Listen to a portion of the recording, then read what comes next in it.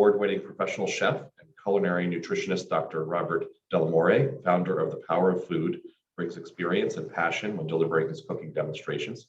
Having presented in 22 states, including Alaska, he demonstrates nutritious and tasty ways to bolster immunity and brain health, as well as prevent obesity. As always, Chef Dell'Amore aims to make his dishes salt, butter, and sugar-free. And we were just saying, just in time for the cold weather, today's program will be chicken soup for the soul. So take it away, Chef. Jeff, Brian, thank you, gentlemen. Thank you for everyone for checking in, taking your time to spend it with us today. Chicken soup for the soul. Got my red outfit on for Christmas. My red tablecloth. We're here for the holidays. Perfect for cold weather, dining and cooking. Chicken soup for the soul. It's a twist on a Spanish stew, a recipe that I love, and I've condensed it to make it faster and easier for people to be able to do it during the week or on the weekends and have it as leftovers during the week. It is delicious. It is featuring sherry wine, bold flavors like Spanish olives, and we're marinating the chicken and grilling it prior to actually adding it to the dish. So it's bringing more flavor than if it just cooked in the chicken stock. So let's get started. First thing I'm going to do is prepare my aromatics, my onion, my peppers, and I'm going to prepare it in this pan so everyone can see what I'm doing. And then we're going to transfer it to a deep dish pan like this. So, and I'm doing this again for visual purposes so you can see better. But we're going to be cooking formulating the soup in this big deep dish chef's pan. Okay. So first thing we're going to do is take our onion. These are large onions, so I'm going to halve them and slice them then in half again, and then I can slice them thinly.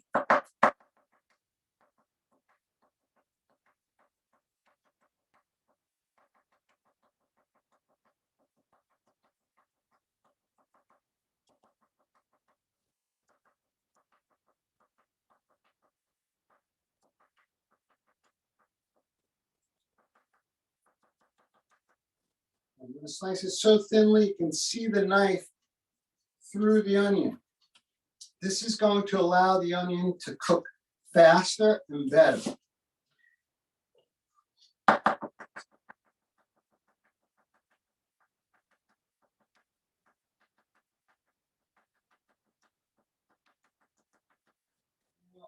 It looks like everything is going on with this hand, but it's really this hand that's controlling all the action. This in a claw shape allows you to guide the knife with the knuckles. And remember, the knuckles always have to be perpendicular to the cutting surface. Also, you never want to see your fingernails when you're cutting, of course, right? So just like this, and this is guiding the knife. With every knife strike, the knife is gliding up against the knuckle. But this is controlling everything. Okay. So I've got my onion sliced nice and thinly. Let's get started. So traditional chicken soup, an onion or two, sliced up some carrots, some celery, maybe some cabbage. I love to twist it up a little bit. We're going to add some red peppers and these olives, the sherry wine, and some sausage. And this is amazing. We're going to talk about this in just a minute or so. First, I want to get this oil nice and hot for my onion. Now, we don't need to caramelize the onion. We just need it nice and soft and cooked through. And we're going to get to the pepper in just a minute. Now, to determine how hot the sauce is and when it's ready to rock, we can just add a sliver or two of my onion, wait for it to sizzle, then I will add the rest of the onion. Let's look at this guy. Okay, how do we prepare this? How do we work with this? So many different ways. This is how I like to do it. I remove the seed pod. got a sizzle going in my pan. I'm going to introduce the rest of my onion with the back of my knife. So if you have a smaller onion, use 2 onions. This was a nice large onion, so 1 onion was fine. Okay, now we're going to saute the onion, cook it down, and add our pepper. Want everybody to see what I did? I removed the top, then the seed pod, and now I have these ribs, these white ribs. So I like to cut around those, remove those with 2 knife strikes like this, 1 on either side. Now I have 2 beautiful fillets of the pepper with no ribs. The ribs are a little bitter. I'm going to cut around these big beautiful pepper, and I have these here. Now, what I like to do is stack these one on top of the other, my fillets. Don't forget this top piece of my pepper, right? Remove all of my seeds. And then I'm going to slice through and julienne the pepper, slicing in strips. You can do the whole pepper in 30 seconds like this. You stack the pieces of pepper one on top of the other. So julienne means slicing in strips. I'm then going to move them 90 degrees, so now I can cut across and just dice the pepper up. It's going to cook faster. And you notice I'm giving my onions a little bit of a head start to cook down. I'm going to check them here. Allow the olive oil to coat the onion. And now I'm going to introduce our peppers.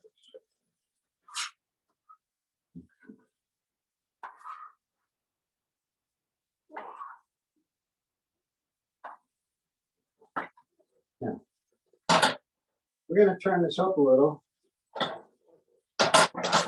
Get this going while we talk about the rest of our ingredients for our soup. So by preparing the onion and peppers like this, again, we're just bringing out more flavors by sauteing them, caramelizing them. And that's what I've done already with the sausage. So what I did was slice a couple of lengths of sausage. Best to do when they're semi-frozen, so you can slice them thinner. And then I just cooked them in a pan, a dry pan. And so I had little medallions. And once they browned on both sides and cooked through a little bit, you can undercook them because we're going to cook them, finish them off in the soup. But once they're browned on both sides, I take them out, put them on a paper towel to dry, and then I cut them into little pieces. I like them bite-sized pieces like this. I don't like a whole big piece of sausage. This is perfect. It will fit in a spoon perfectly. You're going to see what I'm talking about. Okay, so let's get this going here. Okay, you know the soup cannot be bad with these onions, these peppers. We're going to add some olives later on. Hey, you could add capers to this if you'd like. We're going to now prepare my tomato. Okay, look at here. I like to use a Tupperware top as a cutting board when I work with, if I'm slicing the olives or if I'm dicing tomatoes.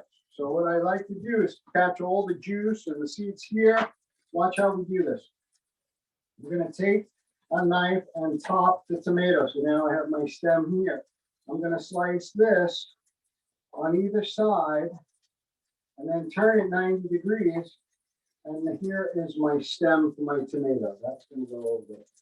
Okay, now I'm going to take my knife here, my fingers like so, my finger on top of my blade, and I'm going to slice across the tomato almost all the way through. So it's still intact on one side. Then I place my fingers on either side of the tomato, holding it together. Again, my finger on top of my knife. The blade is an extension of my finger. And this allows me to dice this tomato beautifully. Now, I love to add, and I believe it's in the recipe, I love to add sliced cherry tomatoes. But I don't have any today, so I'm just adding this diced tomato like this. Okay, now we're gonna add this fresh tomato at the end. Okay. Now, my onions are starting to brown. My peppers are cooking down. We're going to add a little bit of fresh cracked black pepper.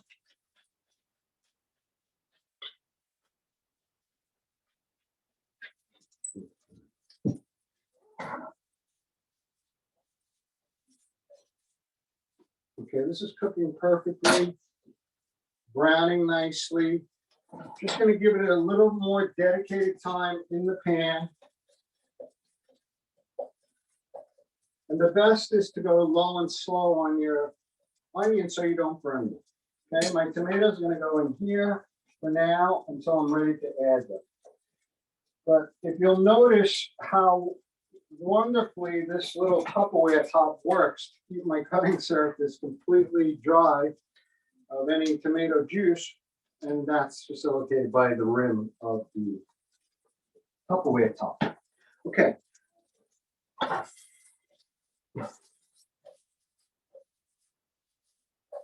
Okay, if you're not comfortable with that move, just bring a wood slotted spoon and make sure it's not burning.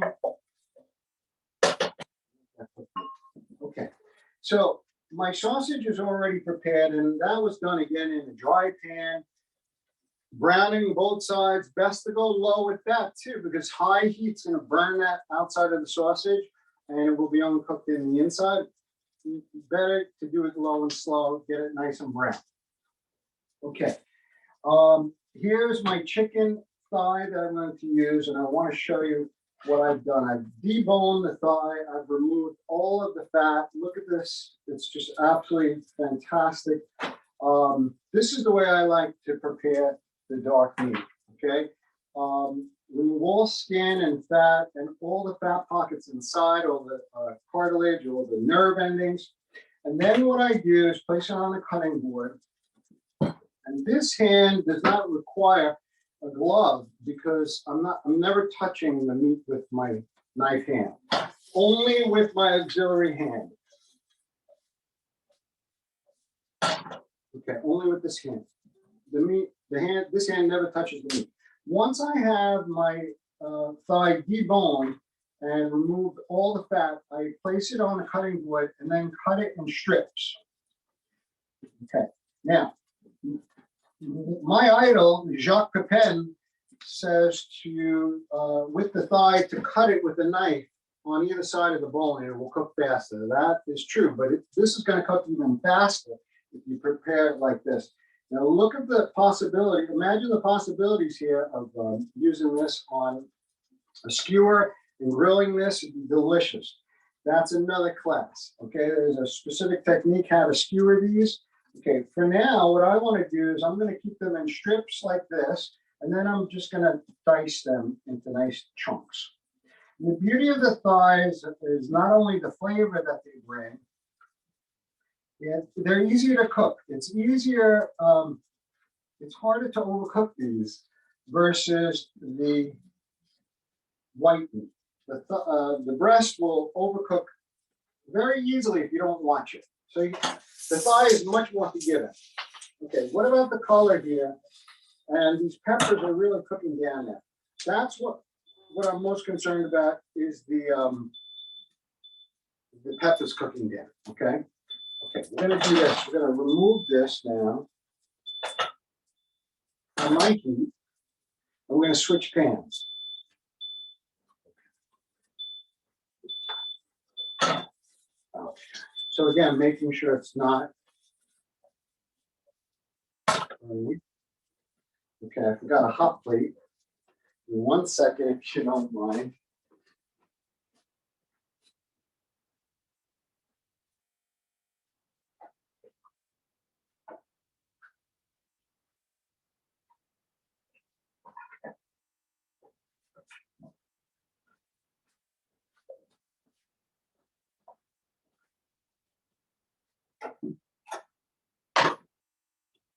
So now, what we're going to do is we're going to brown this chicken in our pan and then use the the flavors from the browning of the chicken to flavor the chicken soup. Okay, so you can imagine the flavor going on here versus putting the raw chicken in and just cooking it in the chicken stock. Okay, again, I'm going to take my thigh like so, and I'm not going to cut it this way. I'm going to cut it lengthwise into strips. Okay, and then turn it and dice the meat. Okay.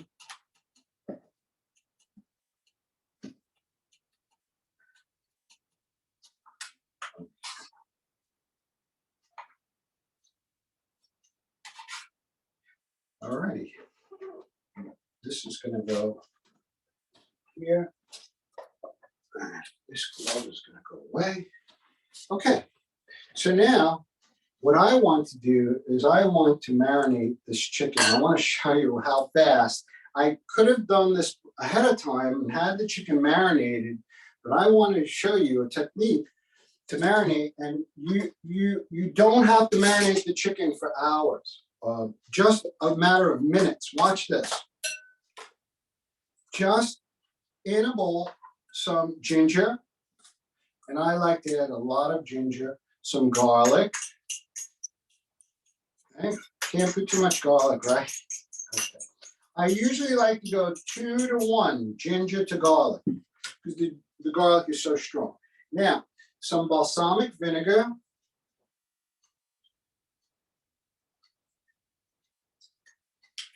Some olive oil, and some black pepper.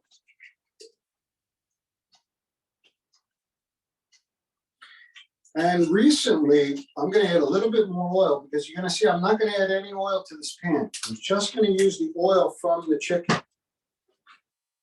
Okay. Now, I've recently fallen in love with 2 new spices, and I use them in everything. That's coriander and cumin seed combined. It's divine. Coriander and cumin seed. Coriander and cumin powder.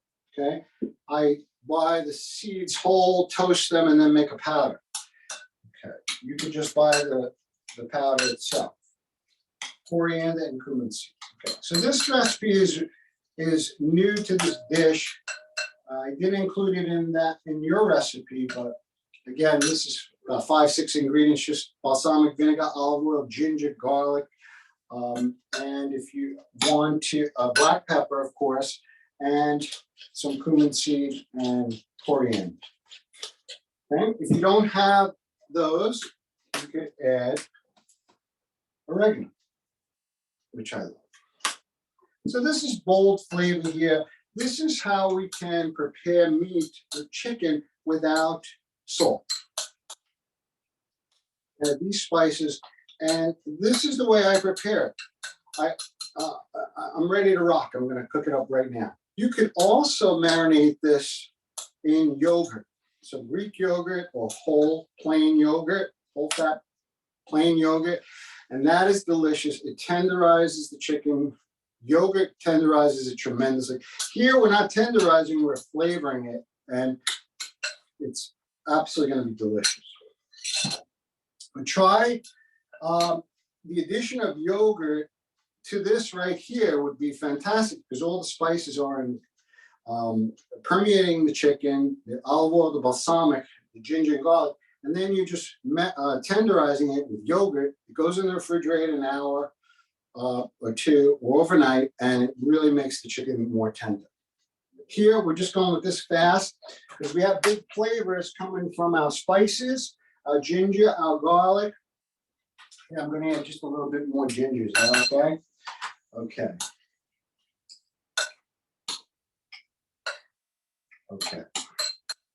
So again, this can be prepared ahead of time, grilled, bringing big flavors to our soup, and then we're going to top it off with the sherry wine. I think you're going to agree it's a great dish. Okay, let's get this chef's pan. So I love this pan. It's not a wok. A wok has hard angles and a very low bottom surface to cook. This has a much wider surface, but it has the higher walls, and I have a top for it. Okay, So once my pan is hot, I'm going to add my chicken and get a nice sear. And here we go.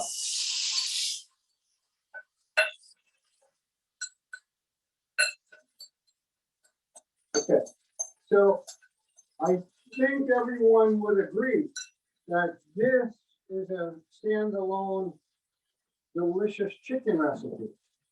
Just this marinade here, 5 minutes. And again, this smells amazing to begin with. I'm not adding any oil to the pan. I'm just using the oil that I marinated the chicken with. I love the dark meat. It's going to stay nice and juicy. It's not going to overcook. You really have to be doing something wrong if you overcook the dark meat. The white meat is delicious. I love it. And I cook it perfectly in the oven when I roast my chicken cutlets. That was one program Jeff had me do a couple months ago. That was a big hit. Okay, this is browning in a minute or two. It'll start to brown. Again, I could introduce my peppers and onions, but I really want the chicken to caramelize. I want it to brown. So we dedicate the space in the pan to the meat so that it browns nicely, okay? My ginger, my fresh ginger, my fresh garlic, the raw garlic, my spice combinations. Again, if you just want to use black pepper and oregano or any other spices you like, you're free to do that. Okay, if you want to add a little salt, you can as well. Okay, I'm going to now introduce my peppers. We'll let that cook down. Now the peppers and onions are going to bring a whole nother flavor profile to my dish. And hey, I love carrots in my chicken soup, but this is different. This is featuring the pepper, the green olives.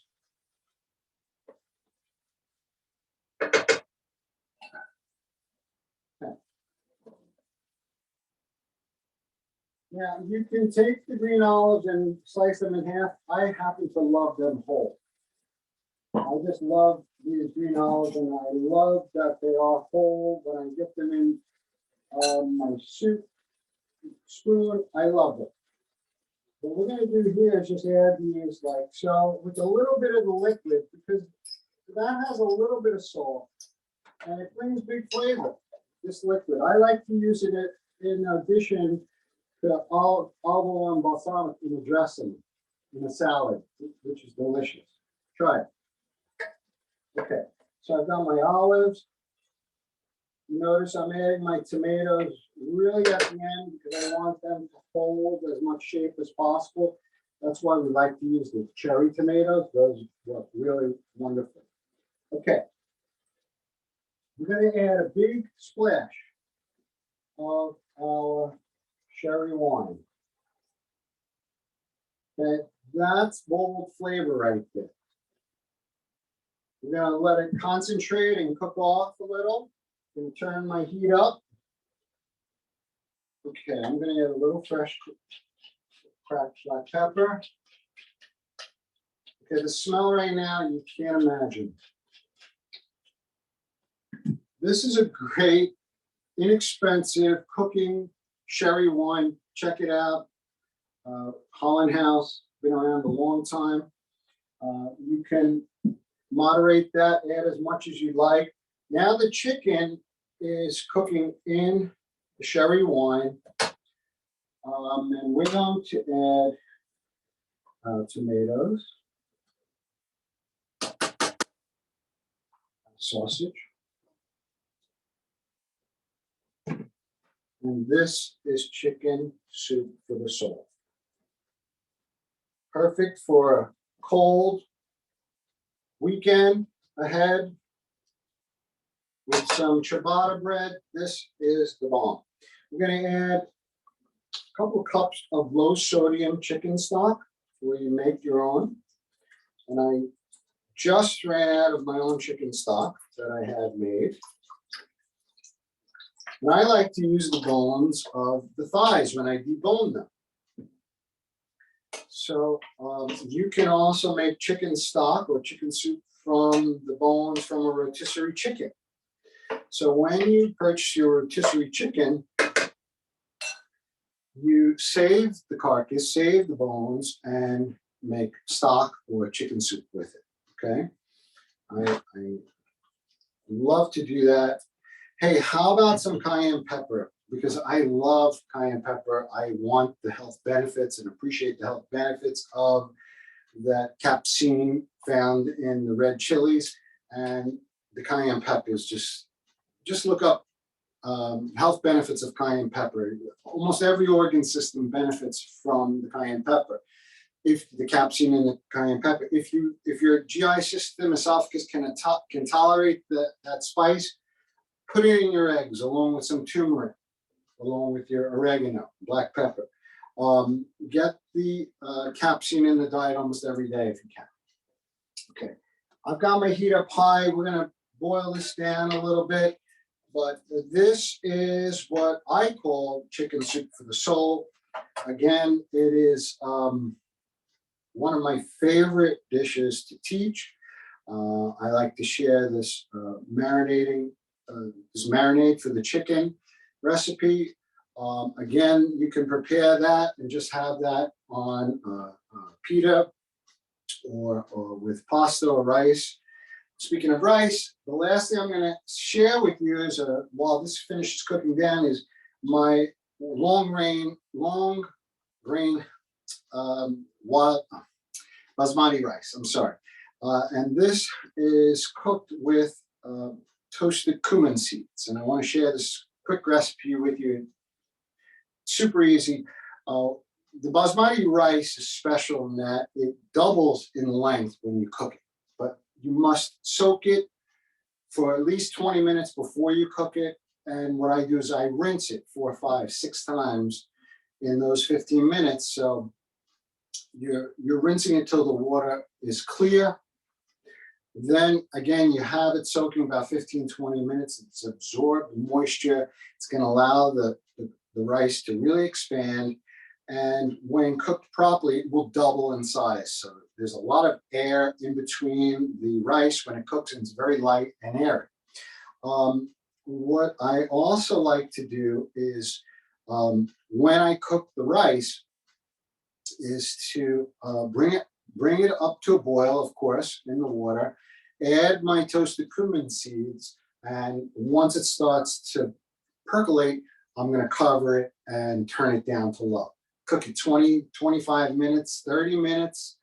And the trick to the Basmati rice is not to lift the cover off, shut off the gas, and let it continue steaming through for another 15, 20, even 30 minutes. Just let it sit.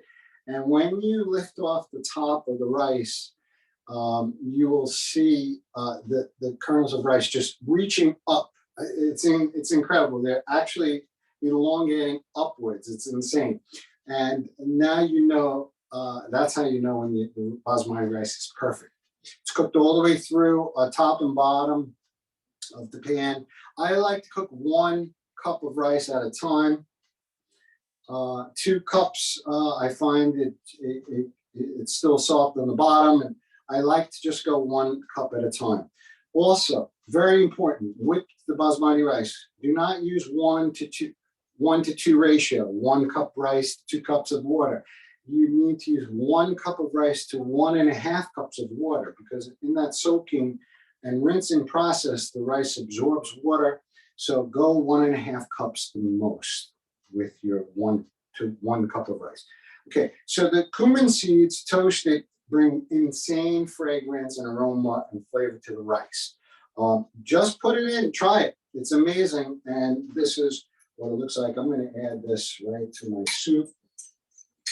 So this is going to be super filling. I've got sausage. I've got green olives, chicken, my delicious marinated chicken, and along with that, my red peppers. Hey, this is, let's plate this up, take a look at it. How about a little cheese on top of this?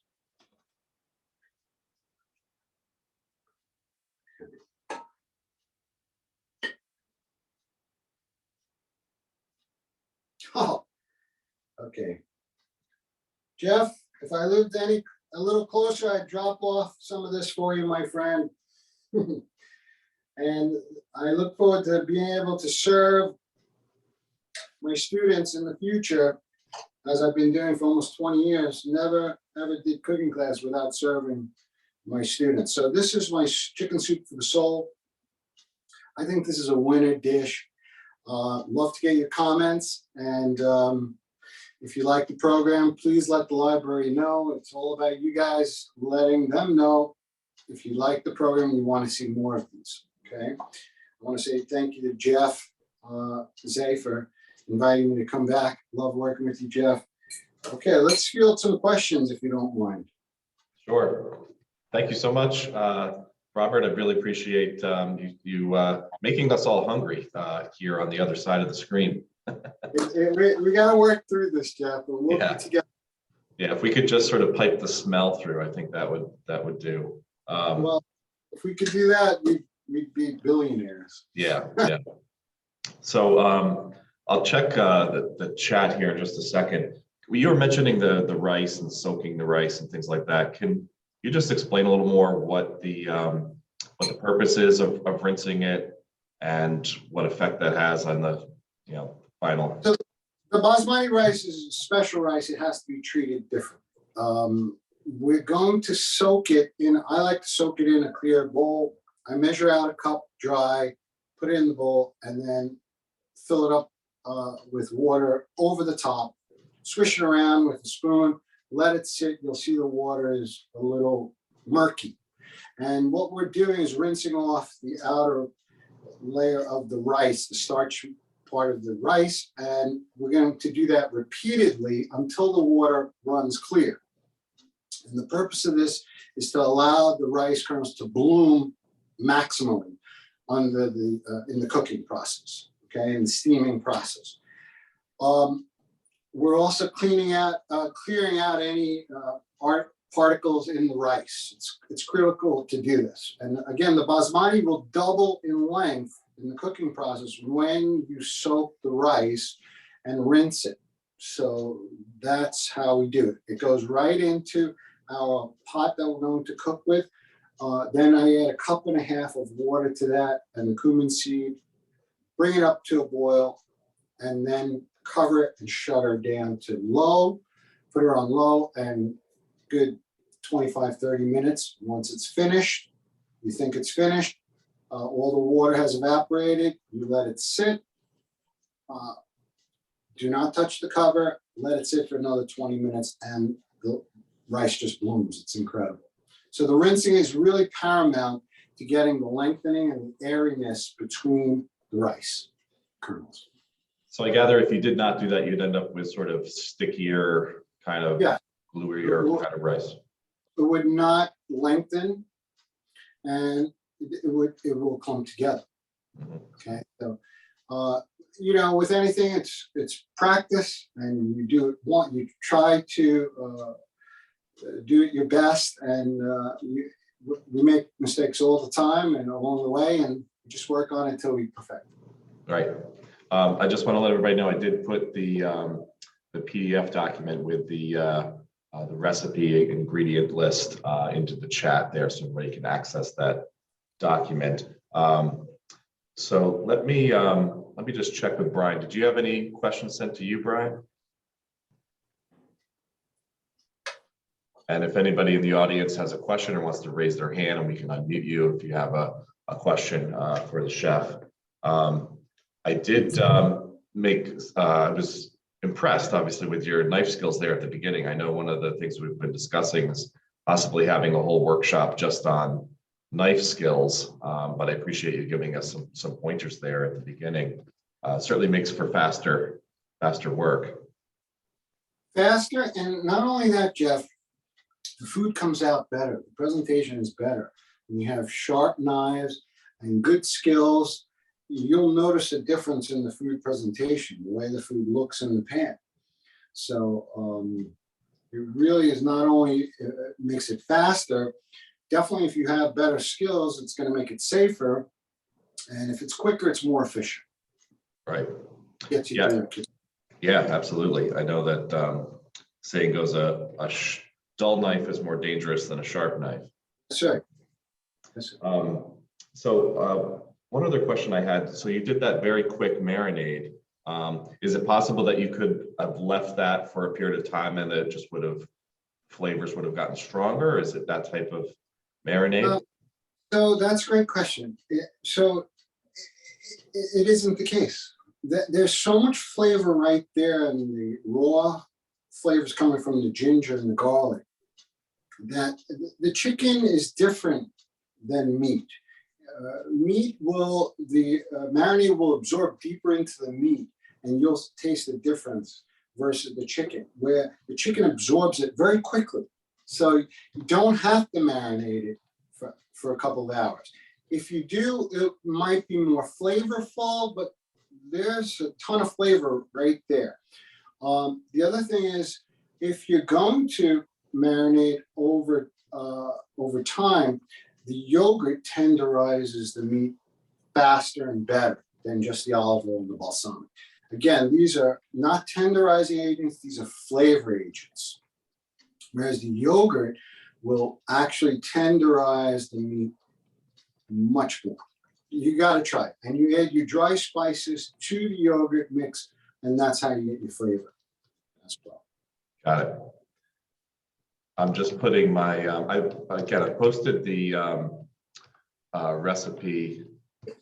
And again, you did a little bit of a different recipe today. Can you describe the difference between the sort of traditional chicken soup and what you did today? Well, sure.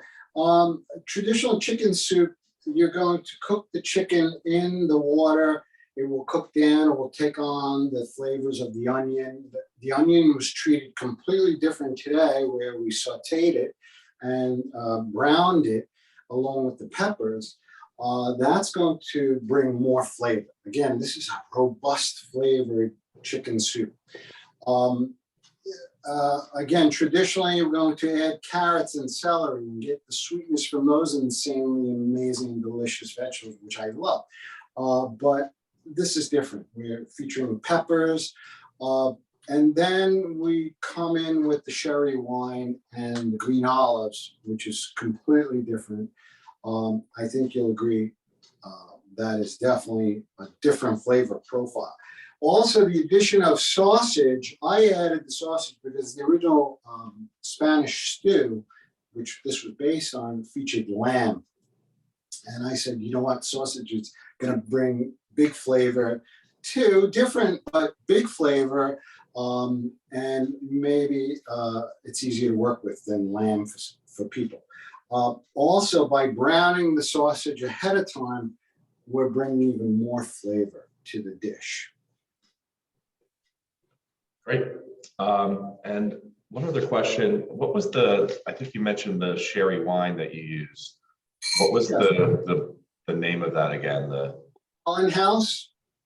And it's inexpensive because it's a small bottle. You're not going to use it a lot at a time because it's strong. But I love it. And with a little bit more time, I would have let it cook off a little bit more if I had more time. Again, I'm trying to move through this program, but when you're cooking at home and using the sherry wine, you add it and then you let it reduce down and it concentrates the flavor. And then we added the chicken stock. So that sherry wine, I love it. Great. And then one other question. I know that you mentioned the health benefits of cayenne pepper, turmeric, I believe, as well. What are the and I think lemons often is thrown in there too. What are those health benefits to So those? the health benefits of the turmeric, which I do not include in this recipe, but I try to get the turmeric into my diet almost every day. In the eggs, I'm putting it. The turmeric is known to boost immunity. It's So man has been using turmeric for thousands of years, the root, and they shred it. And it's been known to improve immunity and has tons of antioxidants, helps prevent inflammation. And these are what lead to cancer. So we need to look at what's worked for centuries. Turmeric loaded with antioxidants and immunity boosting macro and micro nutrients. The cayenne pepper, almost every organ system in the body benefits from the cayenne pepper, the capsaicin. It's also loaded with beta carotene, and these are antioxidants that prevent inflammation again. It can lower blood sugar levels. Look at the benefits of the capsaicin online, and you'll see just a whole host of them.